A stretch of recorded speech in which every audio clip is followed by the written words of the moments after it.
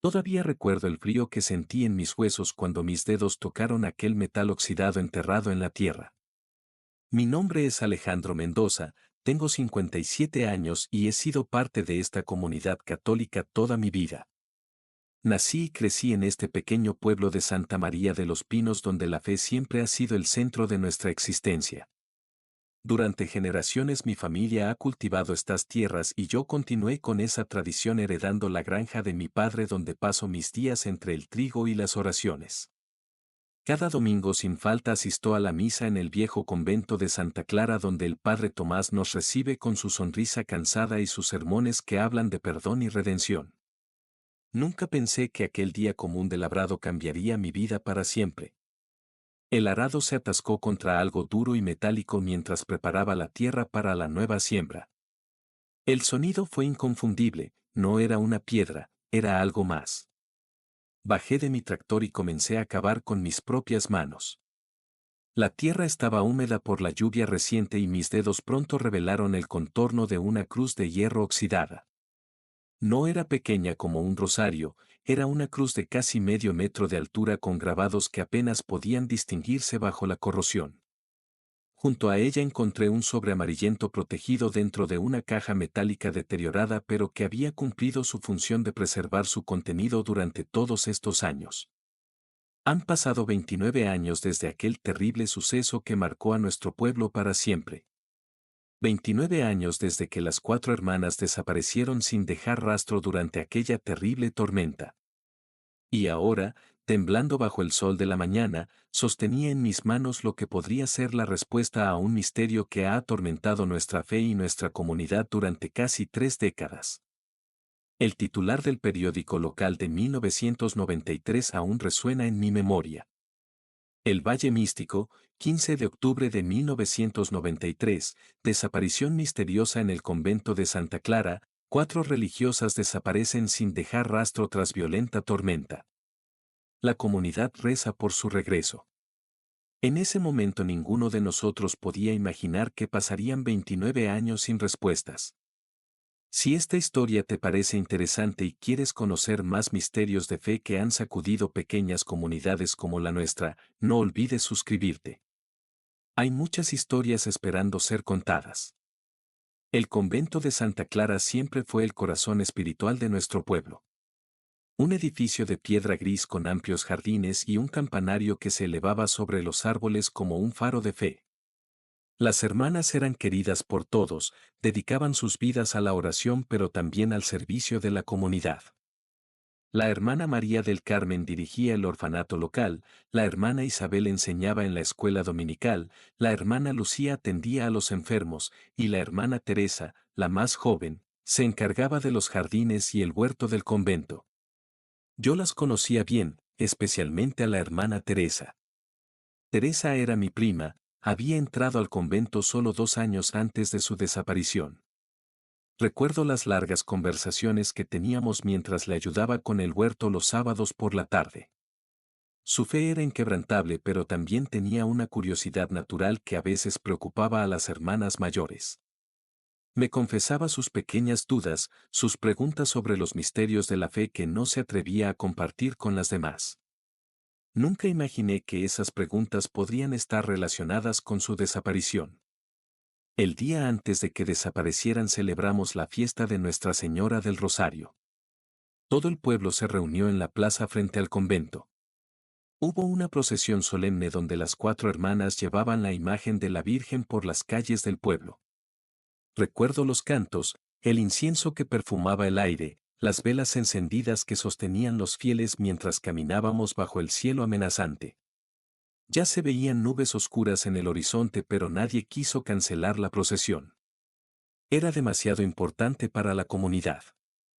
Esa noche la tormenta llegó con una furia que no habíamos visto en décadas. Los relámpagos iluminaban el cielo como si fuera de día, los truenos hacían temblar las ventanas y la lluvia caía con tanta fuerza que parecía que el cielo se estaba cayendo a pedazos. Mi padre decía que era como si Dios estuviera enojado por algo. Nadie podía imaginar lo acertadas que serían esas palabras. A la mañana siguiente, cuando la tormenta finalmente amainó, el padre Tomás fue al convento para la misa matutina y encontró la puerta principal abierta. Las celdas de las 4 hermanas estaban vacías, sus camas sin tocar. No había señales de violencia, no había notas, simplemente no estaban. Lo más extraño era que faltaba la reliquia más preciada del convento, un fragmento de la Vera Cruz que había sido donado por un obispo español en el siglo XVIII. La reliquia se guardaba en una pequeña cruz de plata que siempre permanecía en el altar mayor. Me pregunto ahora, después de tantos años, si debimos haber visto las señales. Si hubo pistas que ignoramos o que decidimos no ver porque la verdad era demasiado dolorosa para enfrentarla. Los primeros días después de la desaparición fueron de esperanza y oraciones constantes. Todo el pueblo se movilizó para buscarlas. Recorrimos los bosques cercanos, las cuevas, los caminos vecinales. La policía vino desde la capital, hicieron preguntas, tomaron declaraciones. Incluso trajeron perros rastreadores, pero la lluvia había borrado cualquier rastro. Era como si las 4 monjas hubieran sido tragadas por la tierra o llevadas al cielo durante la tormenta. El obispo envió representantes para investigar. Pasaron semanas en el convento revisando documentos, hablando con la gente del pueblo. En sus rostros serios podía verse la preocupación que iba más allá de la desaparición. Había algo más, algo que no nos estaban diciendo. Cuando se marcharon dejaron a 2 nuevas hermanas para mantener el convento funcionando, pero nunca fue lo mismo. La alegría que una vez llenó esos muros sagrados se había ido con las 4 hermanas desaparecidas. Con el paso del tiempo organizamos vigilias anuales. Cada 14 de octubre nos reuníamos en la iglesia para rezar por su regreso o por el descanso de sus almas. Al principio éramos todo el pueblo, luego cada año éramos menos. El tiempo tiene esa manera cruel de diluir incluso los dolores más profundos. Pero yo nunca dejé de asistir. Teresa no era solo una monja para mí, era sangre de mi sangre. Mi tía Dolores, la madre de Teresa, murió 5 años después de la desaparición. Hasta su último día mantuvo una vela encendida en su ventana para guiar a su hija de regreso a casa. Nunca aceptó la posibilidad de que Teresa hubiera muerto.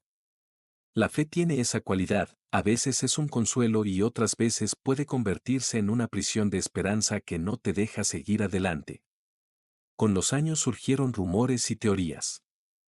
Algunos decían que las hermanas habían huido, cansadas de la vida religiosa.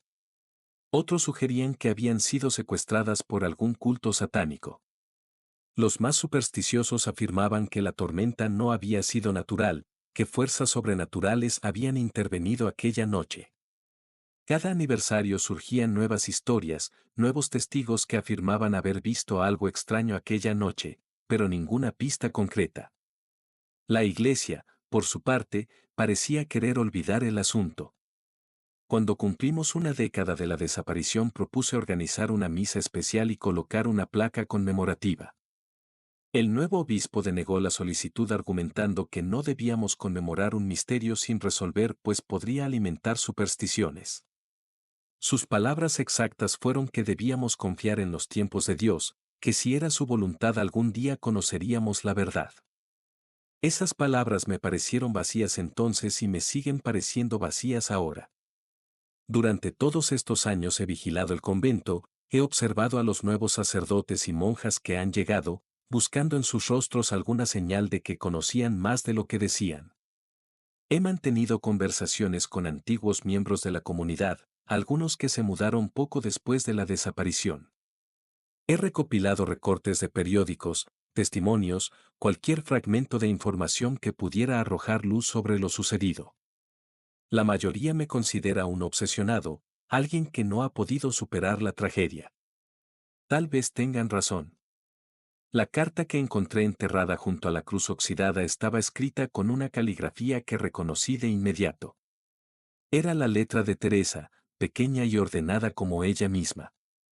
El papel era frágil, amarillento por el tiempo, pero las palabras seguían siendo legibles. Con manos temblorosas comencé a leerla y sentí como el mundo a mi alrededor se desvanecía. Por fin, después de 29 años, tendría respuestas.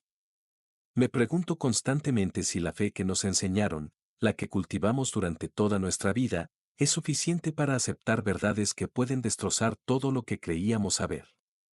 Me pregunto si estamos preparados para enfrentar los pecados cometidos en nombre de Dios. La carta de Teresa empezaba con una confesión que me heló la sangre. Querido Alejandro, si estás leyendo esto es porque ya no estoy en este mundo. Lo que voy a contarte debe permanecer oculto hasta que sea seguro revelarlo. Te confío esta verdad porque eres la única persona en quien puedo confiar plenamente. Las cuatro hemos descubierto algo terrible en el convento, algo que la Iglesia ha mantenido en secreto durante décadas. Según explicaba Teresa, durante la renovación de la capilla encontraron un compartimento secreto detrás del altar. Dentro había documentos que databan de los años 50, cuando el convento sirvió brevemente como hogar para madres solteras. Los documentos revelaban que muchos de los bebés nacidos allí no habían sido dados en adopción como se decía oficialmente. Los registros mostraban entierros secretos en los terrenos del convento. Bebés que habían muerto supuestamente por causas naturales pero cuyos cuerpos nunca fueron entregados a sus madres. La hermana María del Carmen, como directora del orfanato, fue la primera en encontrar los documentos. Consultó con las otras 3 hermanas antes de decidir qué hacer. La noche de la tormenta planeaban llevar los documentos al obispo de la diócesis vecina, alguien en quien creían poder confiar. Pero nunca llegaron a su destino. La carta continuaba con detalles escalofriantes. Teresa describía cómo el padre Alberto, quien entonces era el capellán del convento, las había descubierto. Escribió sobre la confrontación en la capilla durante lo peor de la tormenta, cuando los truenos ahogaban los gritos y súplicas. Describió cómo el padre Alberto no estaba solo aquella noche, como algunos miembros respetados de la comunidad estaban con él, personas cuyos nombres reconocí con horror, incluyendo al entonces alcalde y a mi propio tío, el hermano de mi padre. Lo que siguió en la carta era una descripción detallada de lo que solo puedo llamar un acto de maldad pura disfrazado de protección a la iglesia. Las hermanas fueron silenciadas una por una. Teresa logró escapar temporalmente, esconder la cruz con la reliquia y escribir esta carta. Sabía que no sobreviviría a esa noche, pero quería asegurarse de que algún día se conociera la verdad. En el párrafo final, Teresa me pedía perdón por la carga que me estaba dejando. Me suplicaba que tuviera cuidado, que algunos de los responsables seguían vivos y en posiciones de poder. Me pedía que esperara el momento adecuado para buscar justicia, no venganza. Sus últimas palabras fueron una oración por las almas de todos los involucrados, incluidos sus asesinos. Ese era el tipo de persona que era Teresa, capaz de perdonar incluso frente a la muerte. Me quedé sentado en medio de mi campo por horas, la carta en mis manos, la cruz oxidada a mis pies. De repente entendí por qué mi tío se había suicidado un año después de la desaparición, porque el padre Alberto había sido trasladado repentinamente a una misión lejana en Sudamérica, porque el exalcalde nunca quiso hablar del tema y prohibía mencionarlo en su presencia. Todos estos años habíamos vivido entre asesinos, habíamos rezado junto a hombres que tenían sangre inocente en sus manos.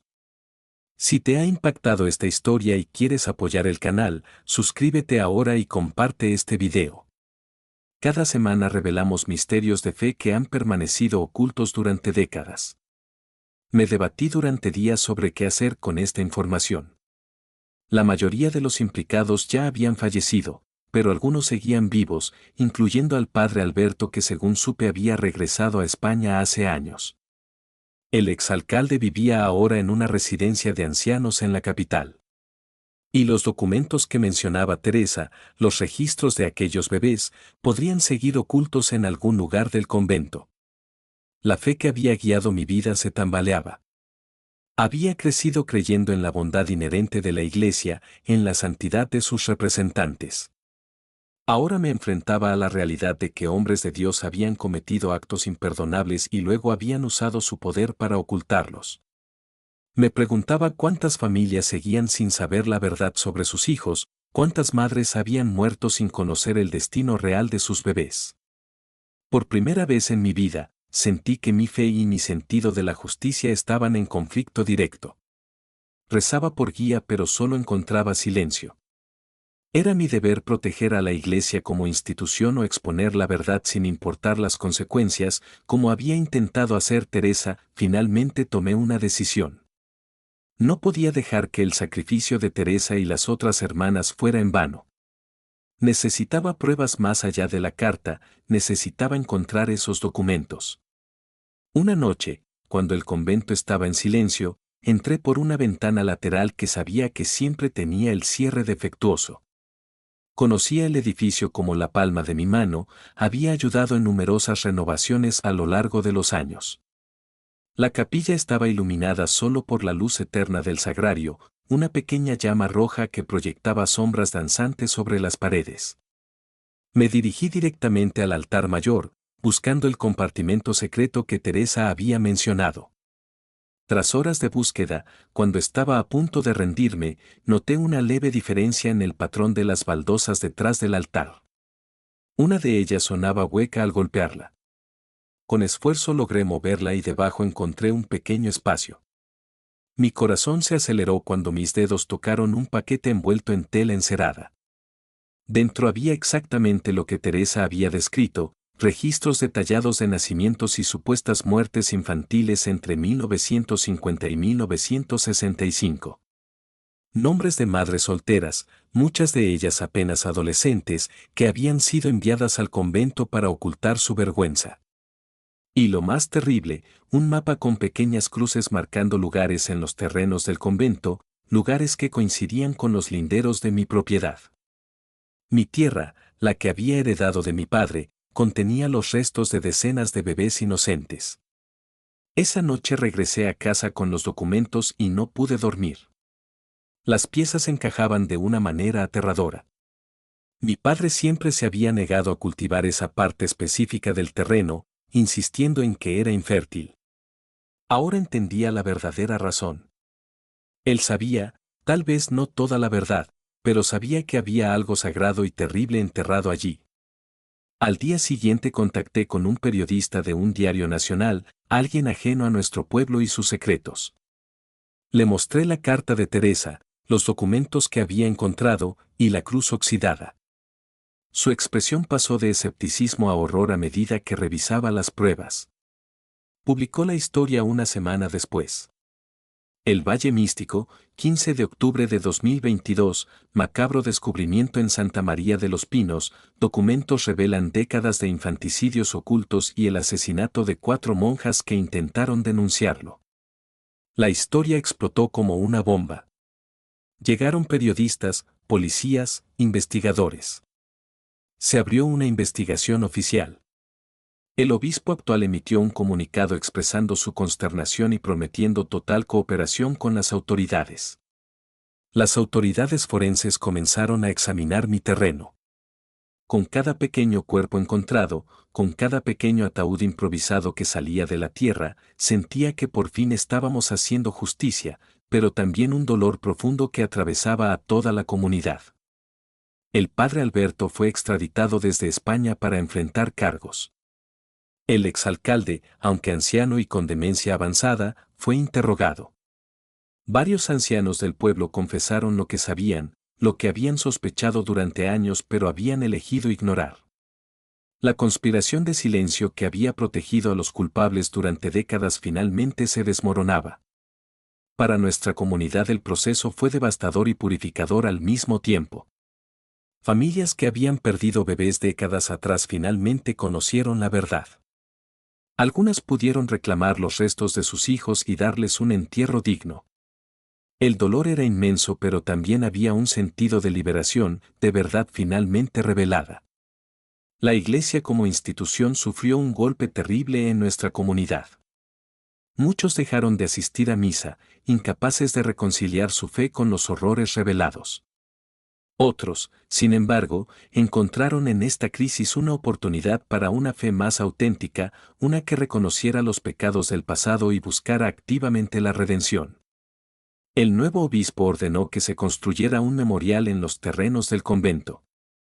Un pequeño jardín con una estatua de un ángel guardián y los nombres de todos los bebés identificados grabados en placas de mármol. También se incluyó una placa especial para las 4 hermanas, reconociendo su sacrificio y su valor al intentar revelar la verdad. Fue un gesto importante pero para muchos insuficiente. Yo personalmente luché con mi fe durante meses. ¿Cómo seguir creyendo después de descubrir tal horror, tal traición? No tengo una respuesta simple. Algunos días la fe me sostiene, otros días me cuestiono todo lo que alguna vez creí. Supongo que esa es la naturaleza de la verdadera fe, no una certeza ciega sino una búsqueda constante en medio de la duda. Los restos de Teresa y las otras 3 hermanas nunca fueron encontrados.